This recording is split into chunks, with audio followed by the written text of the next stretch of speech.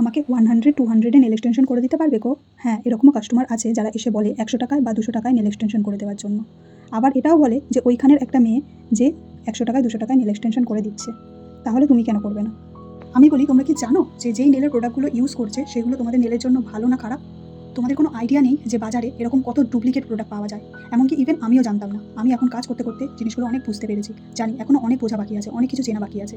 আর তোমরা যারা এই ব্যাপারে কিছু জানো না, বোঝো না, তারা গিয়ে 200 টাকায় 100 টাকায় নেল করে আসছো, আর তারপরে এসে বলছো জানো তো নেল এক্সটেনশন করার পরে আমার নেলগুলো পাতলা হয়ে যাচ্ছে। জিনিসটা একটু ভাবো যে আজকালকার দিনের বাজারে তারা কি করে 100 টাকায় 200 টাকায় নেল করে দিতে পারে, যেখানে একটা লিপস্টিক কাজলের দাম 300 টাকা থেকে স্টার্টিং হয়। সেই জায়গাতে দাঁড়িয়ে নেল এক্সটেনশন করতে গেলে কতগুলো প্রোডাক্টের দরকার হয়। সেইখানে আমি 100 টাকায় 200 টাকায় কী করে নেল এক্সটেনশন করে দিতে পারি যদি আমার প্রোডাক্টগুলো ডুপ্লিকেট না হয়?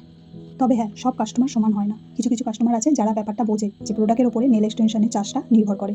তুমি চিনি যেমন দেবে মিষ্টি তেমন হবে। এবার তোমার ব্যাপার যে তুমি চিনি খাবে না গুড় খাবে। আজকের মতো টাটা।